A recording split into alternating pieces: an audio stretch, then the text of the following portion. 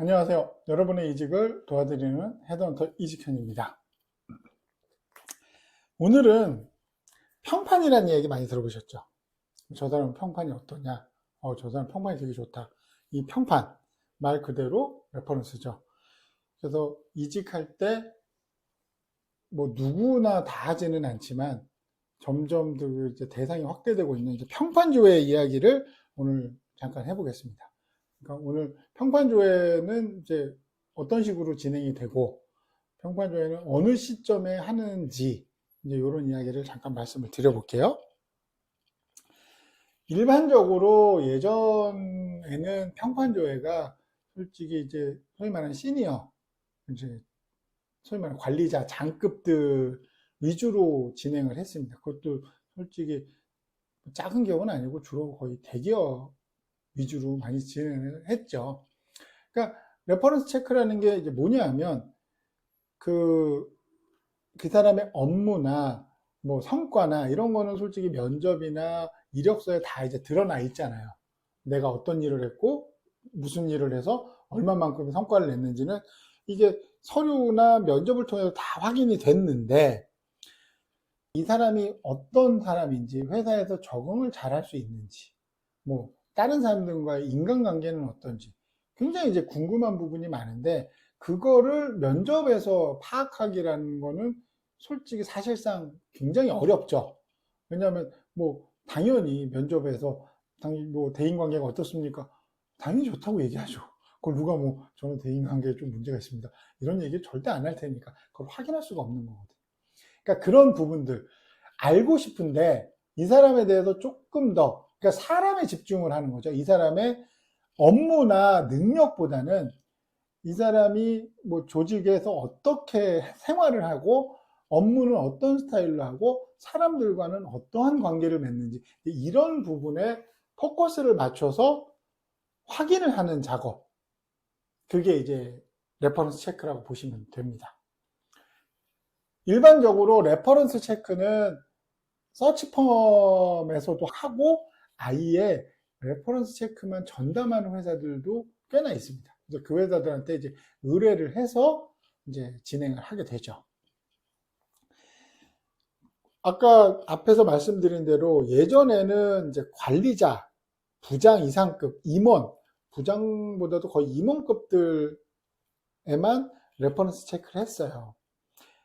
왜 임원급의 레퍼런스 체크를 하냐면 진짜 임원은 연봉도 회사 입장에서 굉장히 연봉도 많이 주고 여러 까다로운 단계를 거쳐서 이 사람을 뽑았는데 생각지도 못한 곳에서 문제가 생겨가지고 뭐 일도 잘 못하고 프로젝트도 어그러져 버리고 그러니까 문제가 생겨보면 타격이 굉장히 크단 말이죠.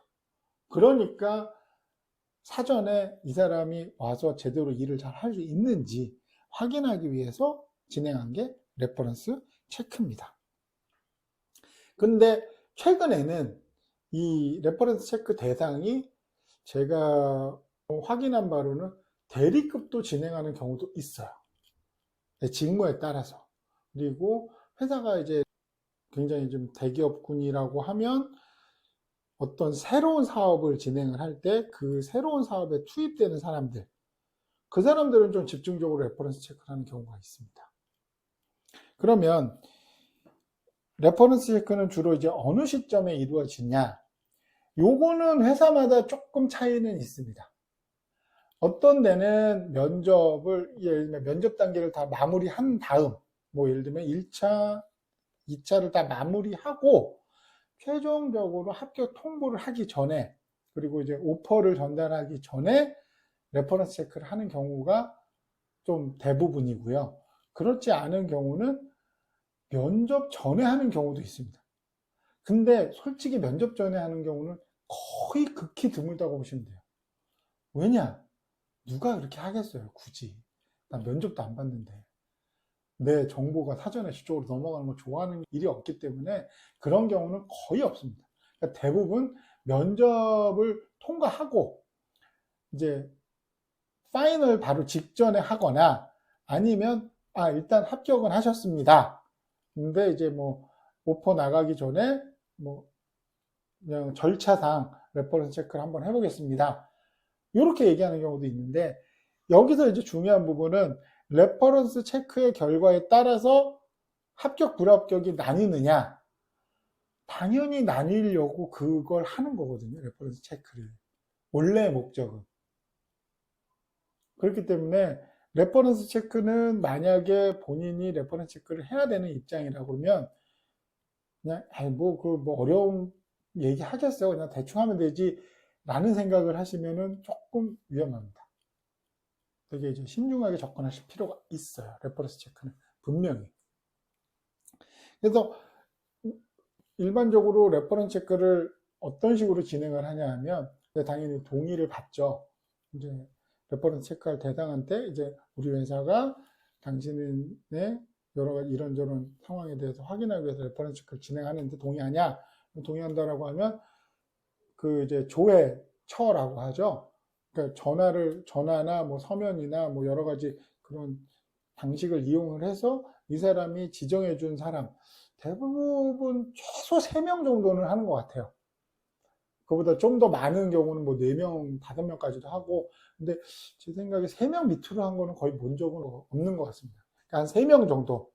근데 아마 요구를 할 때는 만약에 현재 재직 중이면은 당연히 그 재직 중인 회사는 조회를 할 수가 없죠. 당연히. 물론 어차피 전 나갈 거니까 상관없어요 라고 해서 뭐 그 대상자가 준다 그러면 뭐 그거는 뭐 문제는 없지만 대부분 이제 재직 중인 회사보다는 전 회사들, 다녔던 회사들 위주로 이제 조회처를 달라고 얘기를 하죠.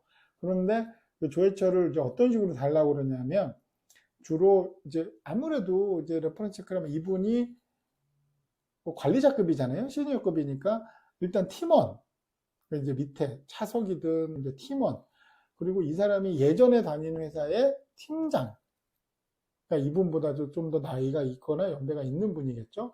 뭐 거래처는 의미가 없고요. 그냥 같은 조직에 속한 사람들, 팀장 2명에 뭐 조직원 2명, 뭐 이런 식으로 팀원 2명, 이런 식으로 아마 조회처가 나눠질 겁니다. 그래서 이런 조회처를 이제 저쪽 회사에다 전달해 주면 그 회사에서 레퍼런스 체크하는 회사 쪽으로 데이터를 넘기겠죠. 그러면 이제 그걸 기반으로 이제 조회처에 전화를 해서 확인을 하는 거죠. 레퍼런스 체크를 진행을 하는데, 저도 레퍼런스 체크 작업을 해본 적이 있습니다. 예전에 제가 다니던 회사에서 이제 그런 의뢰를 받으면 이제 직접적으로 어떤 사람 그 레퍼런스 체크를 할 그 대상자 이력서와 정보를 확인하고 이 사람이 준 조회처를 확인한 다음에 그 회사마다 좀 차이는 있겠지만 레퍼런스 체크 질문 리스트들이 쭉 있어요. 그래서 그 리스트를 가지고 이제 통화를 하는 거죠. 통화를 할 때 이제 뭐 혹시 누구 아십니까? 그분 레퍼런스 체크를 할 때 당신 전화번호를 연락처를 받았다. 시간은 대략 뭐 15분에서 20분 정도 소요되는데 뭐 가능하시겠냐, 편안한 시간 말씀하시면 그때 연락드리고, 이런 식으로 해서 주로 서면보다는 거의 전화로 많이 이루어집니다. 왜냐하면 서면은 솔직히 누가 한지를 모르잖아요. 그 사람한테 보냈다고 해도. 근데 어찌됐건 전화는 그 당사자가 받을 확률이 높으니까. 그래서 이제 물어보면 대부분 어떤 거를 주로 레퍼런스 체크해서 많이 물어보냐 하면, 이분 뭐 예를 들면 뭐 팀장이라는 걸 가정을 해보면, 이분 팀장일 때 팀원들하고는 어떤 식으로 지냈나요? 뭐 되게 무서운 상사였나요? 뭐 엄한 상사인가요? 아니면 되게 편안하게 해주셨나요? 이분하고 업무할 때 힘든 점은 무엇이었나요? 아니면 이분에게 배울 점이 있었다면 어떤 점이 배울 점이라고 생각하시나요? 뭐 이분의 장단점은 혹시 말씀해 주실 수 있나요? 이런 식으로 뭐 술 얘기도 조금씩 합니다. 그러니까 뭐 혹시 회식 같은 거를 하셨을 때 이분은 회식 자리에서 분위기를 띄우는 편이었는지 아니면 그냥 뭐 조용히 계신 편이었는지 뭐 이런 거를 많이 물어봅니다. 그러니까 그냥 생각해 보면 그 사람의 그냥 생활, 직장 생활, 회사 내에서의 생활에 대한 질문들이 주를 이룬다고 보시면 돼요.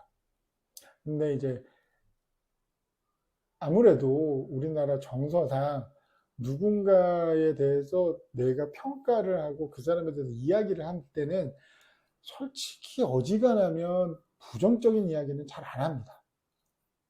그러니까 뭐 부정적인 내용을 알고 있다고 하더라도 굳이 어지간해서는 이야기를 잘 안 해요. 그래서 이 레퍼런스 체크하는 사람들이 주로 힘든 게 뭐냐면 레퍼런스 체크를 했으면 이제 보고서를 써야 되잖아요. 근데 뭐 보고서에 이 사람은 이것도 잘하고 저것도 잘하고 뭐 착하고 매너 있고 뭐 이런 내용만 가득 있으면 좋아하지 않습니다. 그 의뢰하는 회사에서 어느 정도의 이제 뭐 단점이나 뭐 이런 약점 이런 것도 좀 써줘야 되거든요. 그러면 이제 계속 물어보는 거죠. 좀, 이분 혹시 뭐 단점이 있었냐? 이분이 있고 회사에서 조금 어려움을 겪은 적이 있느냐? 이렇게 물어봐도 근데 문제는 답변을 잘 안 해줍니다. 실제로 그런 일이 없지는 않을 거 아니에요, 솔직히. 직장인이면 누구나 회사를 다니면서 힘든 일도 있고, 뭐, 누구랑 좀 의견 대립하는 경우도 있고, 뭐 심한 경우 좀 싸우는 경우도 있고, 뭐, 여러 가지 경우가 있잖아요. 뭐 싸우는 경우는 좀 워낙 특이한 경우긴 합니다만, 그렇기 때문에 단점을 어떻게든지 이제 써야 돼가지고, 이제 굉장히 그걸 물어보죠. 좀, 그분이 조금 약한 부분이 뭐가 있느냐. 근데 그 약한 부분이 심각한 거면 안 됩니다. 그런 거는 이야기하는 경우도 별로 없어요.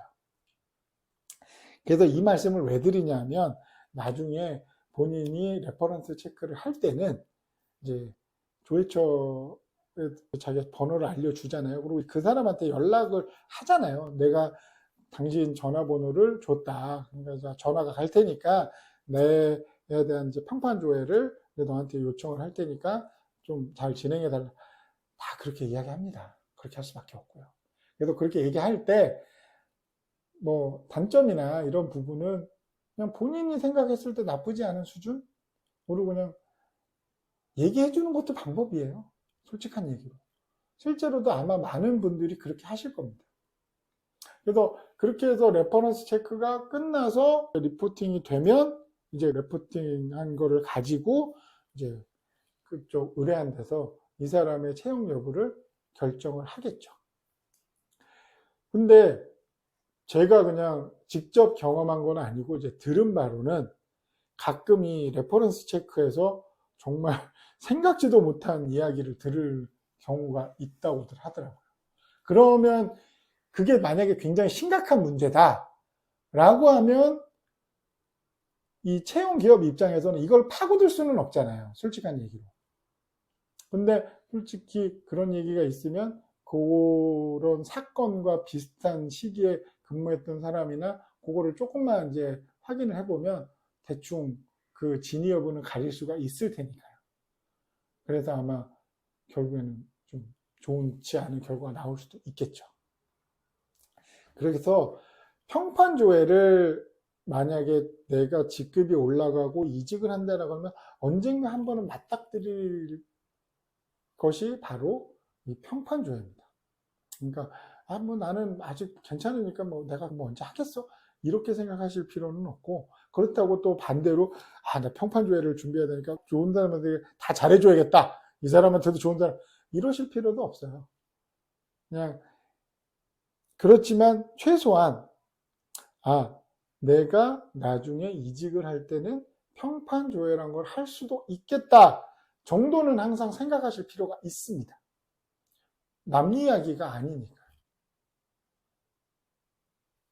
그렇기 때문에 오늘 제가 말씀드린 평판 조회는 뭐 어떤 사람을 대상으로 하고 주로 어떤 시점에서 하고 어떤 방식으로 이루어지는지를 좀 잘 기억을 하셨다가 나중에 실제로 그렇게 평판 조회를 해야 될 때는 그거에 맞춰서 진행을 하셔서 좋은 결과를 얻으시기를 바라겠습니다.